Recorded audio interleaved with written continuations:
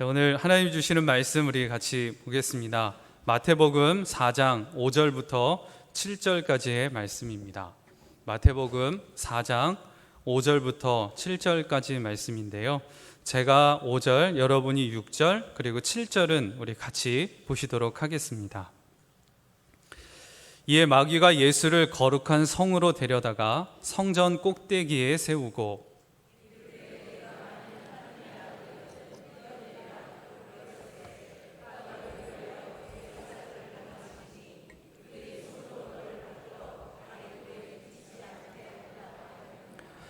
예수께서 이르시되 또 기록되었으되 주 너의 하나님을 시험하지 말라 하였느니라 하시니. 아멘.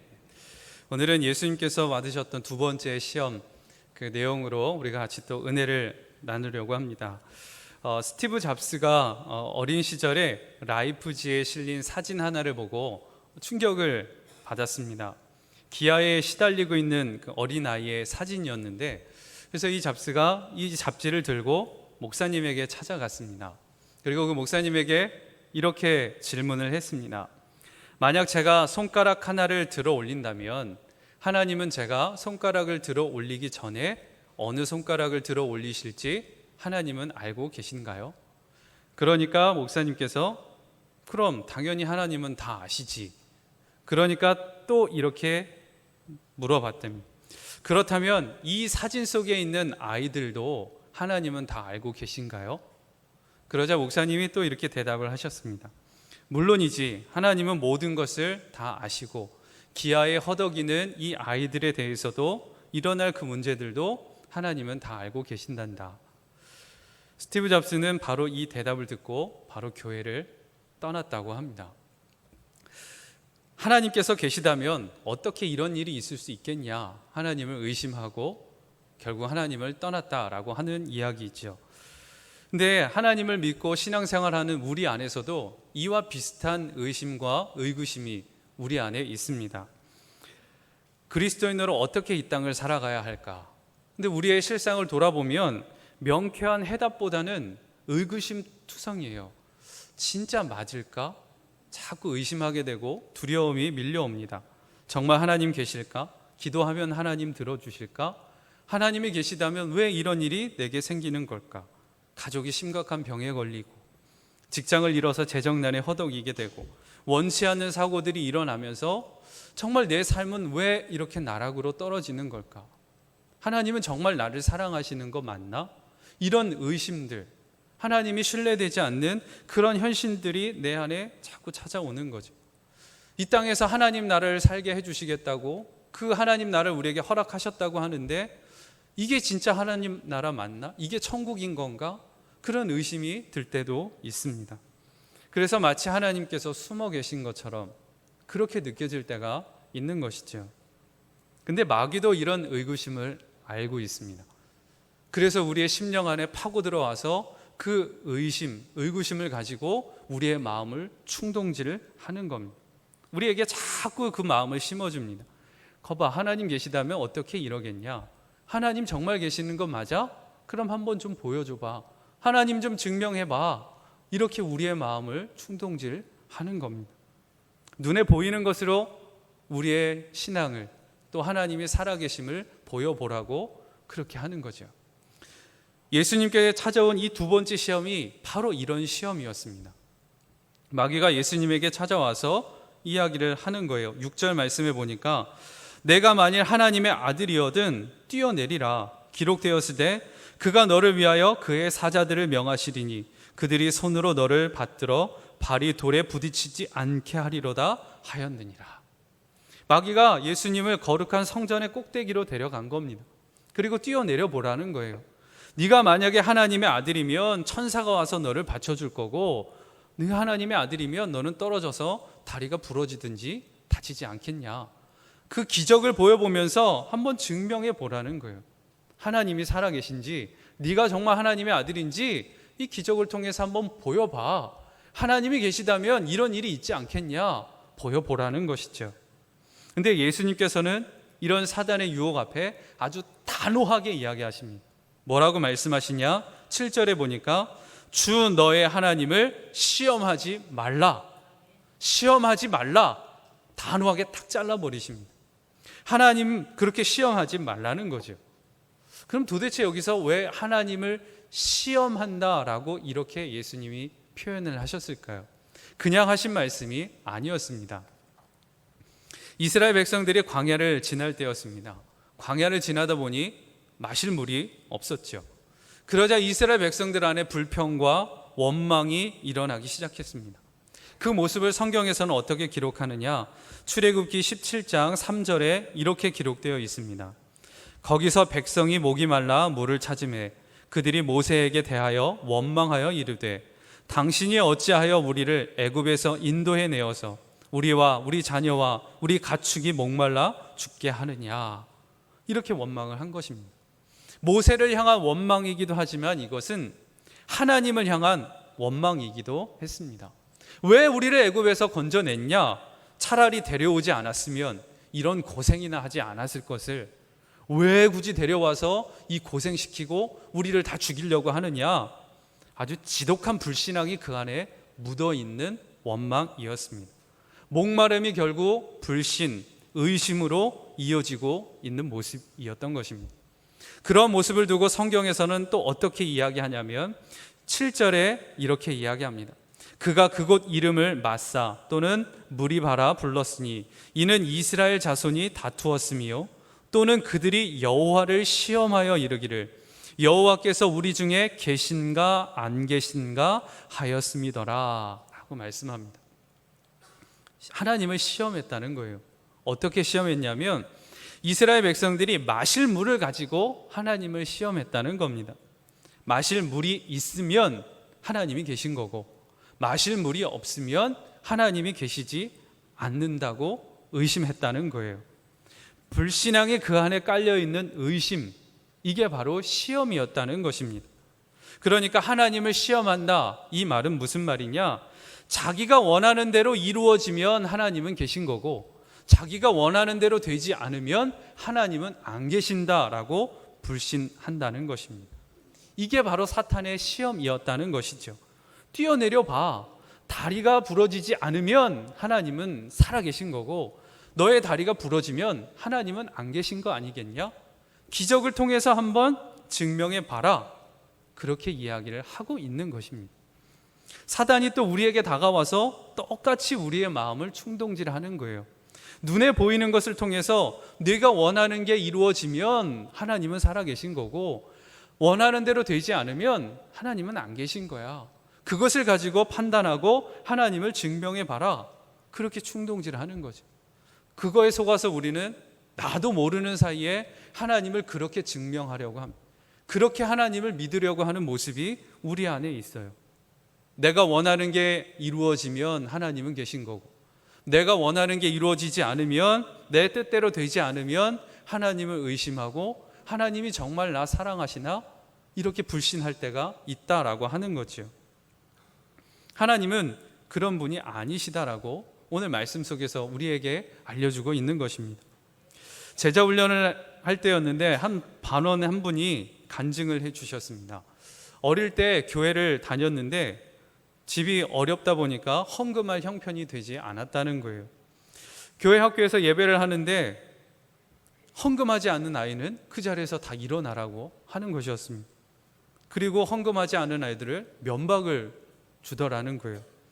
그게 이 성도님에게 마음의 상처가 돼서 교회를 떠나고 말았다는 겁니다. 괜히 나 때문에 하나님 욕먹이면 안 되지. 그래서 하나님을 떠나고 말았다는 거예요. 그리고 그렇게 성장을 해서 이제 회사에 취직을 했는데 그 회사 이력서에 종교란에 불교라고 쓰지 않으면 취직을 할 수 없는 그런 곳이었답니다. 뭐 어쩔 수 없지 뭐. 그래서 불교라고 써서 이력서를 냈고 그 회사에 취직을 했습니다. 그런데 정말 예수님을 만나고 나니까 그 이력서에 불교라고 썼던 것이 그렇게 죄송하고 마음에 찔렸다는 거예요. 그래서 회사에 모임이 있을 때마다 동료들을 만날 때마다 예수님은 살아계시고 그 예수님을 전하는 전도자로 바뀌게 됐다고 그렇게 간증을 하는 것이었습니다. 너무나도 궁금했어요. 도대체 어떤 일이 있었길래 그렇게 바뀌신 겁니까? 물었을 때 성도님이 바뀌게 된 계기를 이야기를 해주셨습니다. 결혼하고 첫 번째 아이가 생겼는데 가슴에 종양이 발견이 된 거예요. 병원, 교회에 찾아갔는데 그동안 하나님을 너무 오랫동안 떠나 있어서 하나님께 죄송해서 교회 안으로 들어가지 못하고 그 입구에서 눈물만 흘리면서 기도하고 왔다는 겁니다. 제가 잘못했습니다. 아이에게 아무 일도 안 일어나게만 해주십시오. 그렇게 기도를 했다는 거예요.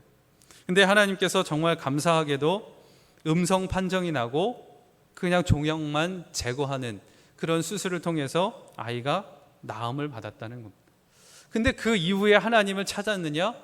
하나님을 찾지 않았다는 겁니다. 그리고 시간이 지나서 둘째 아이에게 갑자기 문제가 생긴 거예요. 어린이집을 다녀왔는데 아이가 갑자기 걷지를 못하는 겁니다. 어디 뼈가 부러져서 그런가 보다. 그리고 아이를 데리고 병원에 갔더니 신경모 세포종이라는 암으로 판정을 받은 거예요. 암 중에서도 아주 까다로운 암이었고 사기였던 거죠. 생존율이 20% 미만인 질병이었습니다. 그 마음에 아주 심한 낙심과 절망이 그 안에 밀려왔던 겁니다. 그래서 다시 교회를 찾아가서 기도를 하려고 하는데 기도가 나오지 않는 거예요. 그저 울기만 할 뿐이었던 겁니다. 그러다가 이렇게 기도를 했다는 겁니다. 하나님이 정말 계시다면 이 아이를 좀 살려주십시오. 이 아이 좀 고쳐주십시오. 그렇게 울면서 기도를 했습니다. 근데 감사하게도 이 신경모 세포종의 권위자 의사 선생님이 한국에 계셨고 그 만나기 어려운 선생님을 만나서 치료를 받을 수 있게 되었습니다.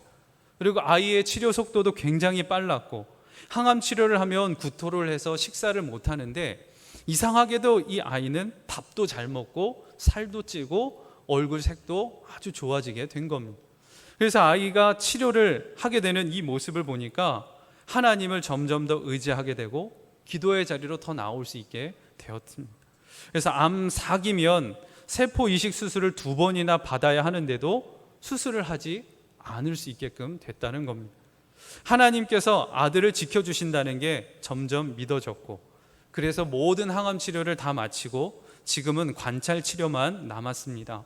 그래서 이대로 10년만 지나서 재발하지만 않으면 완치 판정을 받는다고 그렇게 간증을 하셨습니다. 그러면서 그 간증을 다 마치면서 마지막에 이렇게 이야기를 했습니다. 아이 좀 살려달라고, 하나님이 계시면 이 아이 좀 살려달라고 그렇게 기도를 했는데 하나님께서는 저를 불러주셨습니다.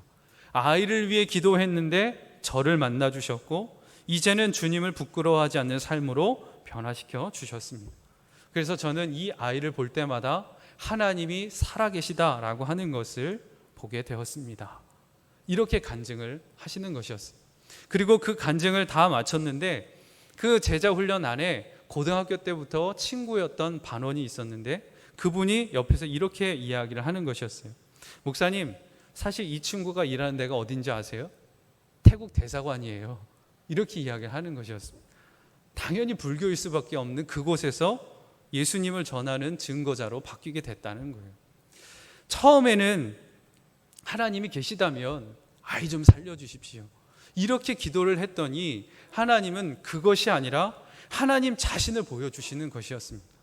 하나님의 방법은 아주 놀라운 것이었어요. 단순히 그러냐 아니냐 이런 것으로 보여주시는 그런 째째한 하나님이 아니라 하나님은 아예 당신 자신을 보여주시면서 내가 너와 함께하고 내가 너를 지켜주고 내가 너를 붙들고 있다.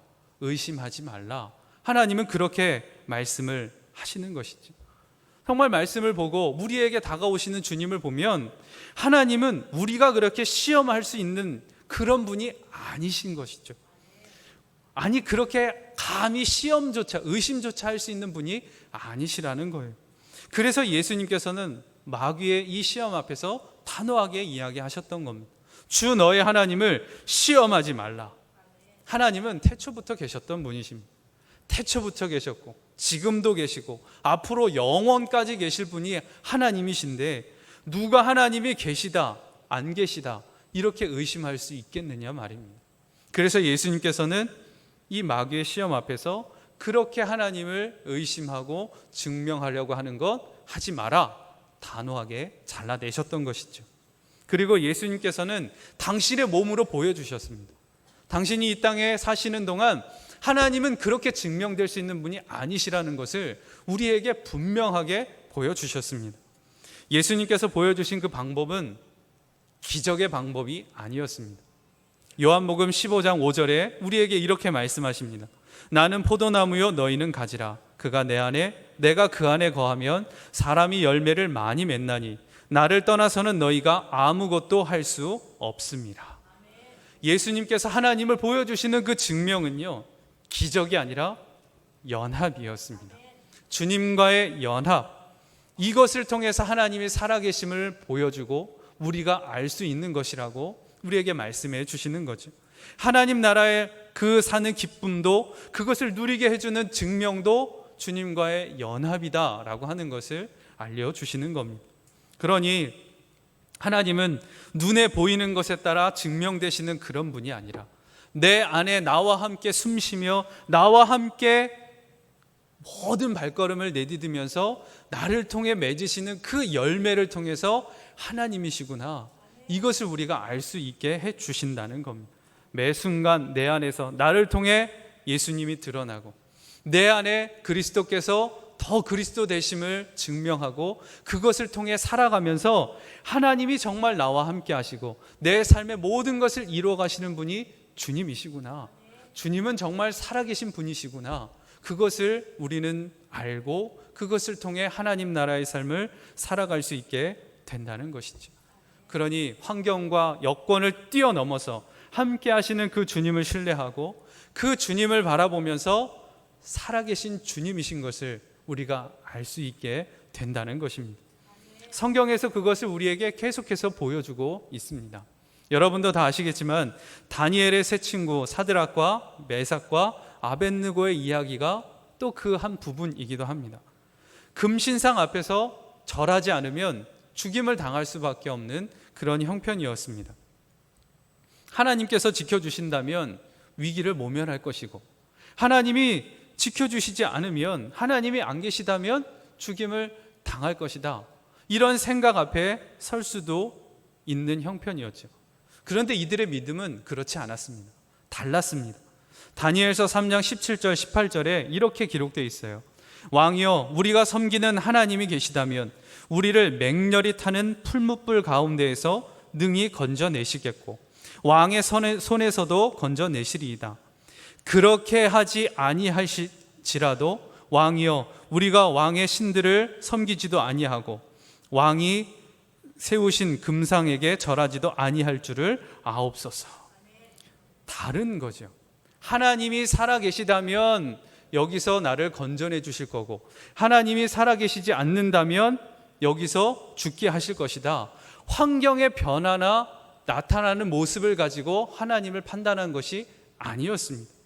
건져내시는 것도 하나님이고 건져내지 않으시는 분도 하나님이시다라고 하는 믿음이 그 안에 있었던 거죠. 신실하신 그 하나님을 신뢰하고 바라보는 그 믿음이 있었기에 눈에 보여지는 것에 따라 흔들리지 않을 수 있었던 것입니다. 그리고 다니엘서 3장 25절에 이렇게 기록되어 있습니다. 왕이 또 말하여 이르되 내가 보니 결박되지 아니한 네 사람이 불 가운데로 다니는데 상하지도 아니하였고 그 넷째의 모양은 신들의 아들과 같도다 하고, 분명히 풀무불에는 3명이 던져졌는데 그 풀무불 안에 지금 4명이 다니고 있다는 거예요. 근데 그 4명, 네 번째의 모습은 신들의 아들과도 같다. 이게 무슨 말일까요? 하나님께서는 현실을 바꾸시는 그 방법을 쓰시는 것이 아니라는 겁니다. 하나님이 쓰시는 방법은 그 고난의 자리에, 그 삶의 자리에 함께 하신다는 거예요. 현실을 바꿔내면서 하나님이 계시다 안 계시다 이것을 증명하시는 게 아니라 우리의 삶의 자리에 뛰어들어와서 우리와 함께 하시면서 그 안에 당신의 모습을 드러내신다는 것이죠. 그래서 뜨거운 불길 속에서 보호하시고 지켜주신다는 거예요. 함께 하시는 그 하나님을 통해서 우리는 주님을 알 수 있게 된다는 것이죠. 저는 이 말씀을 준비하면서 우리가 하나님이 계신다 안 계신다 이렇게 의심하는 것도 큰 문제이지만 더 큰 문제가 이것이겠구나, 그런 생각이 들었습니다. 나와 함께 하시는 분으로 믿지 못하는 것. 하나님이 계시는 것은 믿지만 그 하나님이 나와 함께 하시는 하나님으로 믿지 못하는 것, 이것도 역시 하나님을 시험하는 것이고 하나님을 의심하는 것이겠구나, 그런 마음이 들었습니다.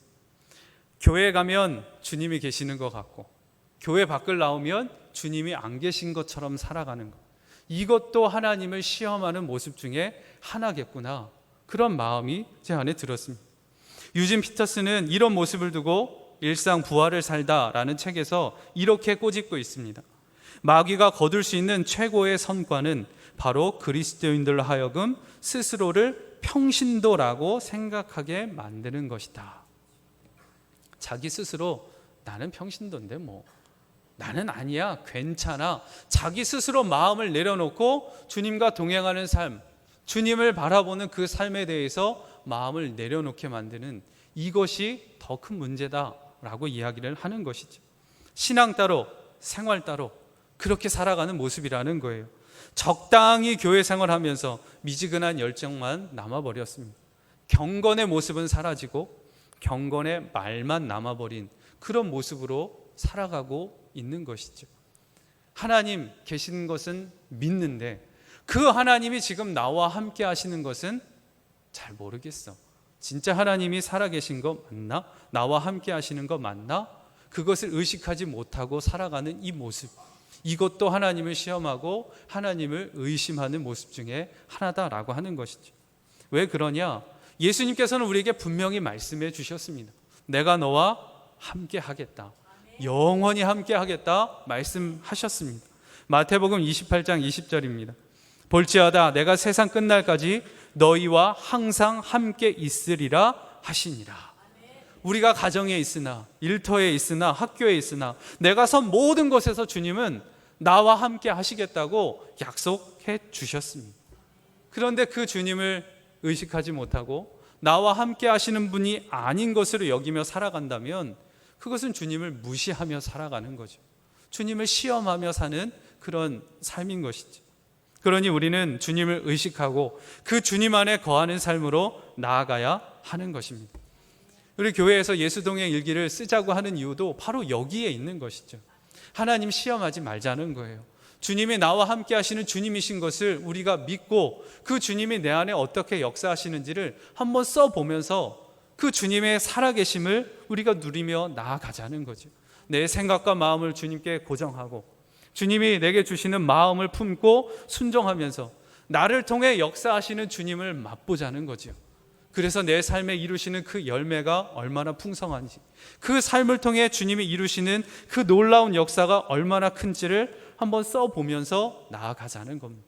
그럴 때 내 삶이 하나님 나라의 삶을 누리고 그 기쁨 가운데 서고 그 즐거움으로 살아가는 놀라운 풍성함이 내 안에 이루어지는 것을 한번 맛보며 살아가자라고 하는 것입니다.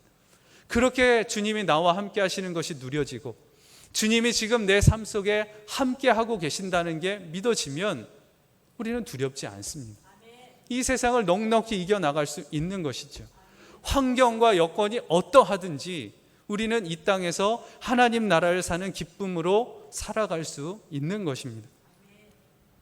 주일 저녁이었는데 우리 갈렙교회 한 권사님께서 전화를 하셨습니다. 가정에 불이 났다는 거예요. 주일 예배를 끝나고 집에 갔더니 불이 났다는 거예요. 그래서 그 권사님 집에 가보니까 정말 살림살이들이 다 타버렸어요. 정말 참혹했습니다. 야, 어떻게 이럴 수 있을까? 정말 말이 나오지 않는 그런 상황이었어요. 그 상황에서 어떤 위로도 어떤 권면의 말도 제가 드릴 수 있는 것은 없었습니다. 그래서 그 권사님과 함께 말씀을 읽고 기도하면서 하나님께서 함께 하심을 믿고 우리 믿음을 놓치지 말자고, 그러자고 그 권사님하고 같이 기도하고 말씀을 나눴습니다. 왜 이런 상황이 우리에게 찾아왔는지 우리는 알 수 없지만 신실하신 하나님이시니 그 하나님 붙잡고 그 하나님 바라보자고 그렇게 말했습니다. 그리고 4개월의 시간이 지나서 지난주에 그 권사님 가정에 신방을 다녀왔습니다. 권사님과 함께 예배를 드릴 때 권사님의 눈에서는 연신 눈물이었습니다. 그리고 감사의 고백이 계속 끊어지지 않는 것이었습니다. 사랑하신다면 왜 이런 일이 내게 있는 것입니까? 하나님 정말 계시는 거 맞습니까? 이렇게 의심하고 불평할 수도 있는 그런 상황에서 이 권사님께서는 한 번도 그 주님을 의심해 본 적이 없다고 말을 했습니다. 함께 하시는 주님이 내 손을 잡아주셨고, 그래서 마음에 평안이 있었고, 그래서 이런 상황에서 주님께 더 감사할 수 있었다고 그렇게 마음을 나눠주시고 그 은혜의 자리로 예배를 드릴 수 있었습니다. 어떻게 이럴 수 있었을까요? 환경과 여건을 보면 낙심이고 절망일 수 있지만 함께 하시는 주님이 누려지니까 그 자리가 오히려 하나님 나라의 기쁨이요, 주님이 함께 하시는 자리로 바뀌게 되었던 것이죠. 주님이 계시느냐 안 계시냐, 이것을 믿는 믿음 안에서 우리의 삶은 바뀔 수 있게 된다는 것입니다. 예수님께서 시험을 받으신 곳, 그것도 다름이 아니라 광야였습니다. 아무것도 없는 것입니다. 살아갈 수 없고 생명이 없는 그 자리였습니다. 막다른 길이었고 절망이었고 좌절이었죠. 우리에게 다가오는 시험도 꼭 그렇게 느껴집니다. 하나님이 계시다면 어떻게 이런 일이 내게 있을 수 있어? 절망에 빠질 수 있는 광야와 같은 그런 순간이죠. 그런데 우리는 그럴 때 꼭 기억해야 합니다. 예수님을 광야로 이끈 분은 마귀가 아니라 성령님이셨습니다. 주님께서 그 자리로 우리를 인도하셨고 시험 가운데로 우리를 지켜주고 있으시다는 거예요. 성경에도 그 상황을 어떻게 기록되어 있냐면 들짐승과 예수님이 함께 머무셨다, 이렇게 기록되어 있습니다. 험한 세상 속에서 함께하고 계시는 예수님의 그 모습을 그대로 보여주는 말씀이기도 한 것입니다. 아무것도 보이는 게 없으니 주님만 보일 수밖에 없는 것이죠. 아무것도 붙잡을 수 있는 게 없으니 주님만 붙잡을 수밖에 없는 것입니다. 주님을 바라보면 그곳이 광야라 할지라도, 죽음의 골짜기라 할지라도, 메마른 땅을 지나는 것 같다 느껴진다 할지라도 주님이 보이고 주님을 붙잡게 되니 그것은 하나님 나라가 되는 것입니다. 그러니 하나님 나라를 산다는 것은 믿음으로 사는 것입니다. 나와 함께 하시고 내 삶 속에 지켜주시고 내 손을 붙들어 주시는 그 주님이 나와 함께 하신다, 이것을 믿는 믿음으로 우리는 하나님 나라를 살게 되는 것입니다. 작자 이상의 동화인데요, 그 제목은 가나안을 거절당한 모세라는 동화입니다. 그 누구보다 가나안 땅에 들어갈 권리를 가진 사람이 모세였지요. 이스라엘 백성들을 이끈 지도자이기도 했으니까요. 그런데 하나님께서는 이 모세의 불순종을 가볍게 처리하지 않고 가나안 땅에 들어가지 못하도록 단호하게 거절하셨습니다. 모세는 터벅터벅 모압 평지를 지나 느보산 맞은편 비스가산 꼭대기에 올라갔습니다. 그리고 늘 꿈꾸어왔던 저 가나안 땅을 내려다보며 한참 바라본 후에 힘없이 무릎을 꿇었습니다. 고개를 푹 숙인 채 침묵이 흘렀습니다. 하나님께서 그 모세에게 다가오셔서 모세의 어깨 위에 가만히 손을 얹고 물으셨습니다. 슬프냐? 아닙니다. 그러면 괴로우냐? 아닙니다.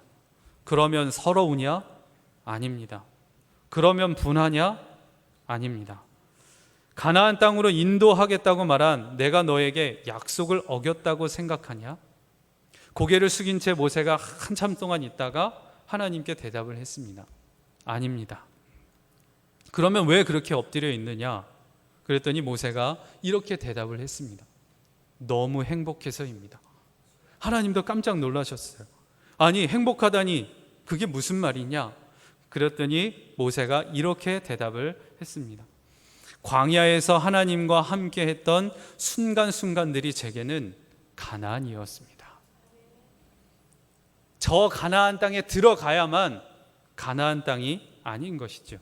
주님과 함께 걸어왔던 그 모든 시간, 그 시간들이 가나안 땅이었고 하나님 나라였다라고 하는 것입니다. 우리가 무언가를 봐야만, 느껴져야만 하나님을 알 수 있는 그런 것이 아니다라고 하는 것이죠. 하나님은 내 안에 함께 하시고 내게 말씀하시고 우리의 삶을 이끄시고 계시는 분, 그분이 바로 주님이십니다. 그 주님과 함께하는 그 자리가 바로 하나님 나라인 것입니다. 내 환경과 여건이 편안하고 안락하고 내가 원하는 대로 되고 있으면 그 자리가 하나님 나라고, 내가 원하는 대로 되지 않으면 그곳은 하나님 나라가 아닌 그런 상황이 아니다라고 하는 것이죠. 환경과 여건이 어떠하든지 그 안에 함께 하시는 주님을 붙들고 믿음으로 그 주님을 바라보고 주님과 동행하는 삶을 누리며 살아가고 있다면 그 자리가 바로 하나님 나라다라고 하는 것입니다. 이것을 믿음으로 붙드는 여러분 되시길 주님의 이름으로 축복합니다. 신실하시고 함께 하시는 그 주님을 바라보는 것입니다. 그러면 바로 여러분이 서 계신 그 자리, 그곳이 하나님 나라이고 하나님 나라를 누리는 기쁨으로 여러분의 삶은 가득하게 되실 것입니다. 그렇게 되시길 주님의 이름으로 축복합니다. 우리 함께 찬양하고 또 말씀 붙들고 같이 기도하면 좋겠는데요. 나 무엇과도 주님을 바꾸지 않겠다. 주님이 내게 모든 것 되시고 내게 소망이 되시는 분이시다. 그런 믿음의 고백으로 우리 함께 찬양하겠습니다.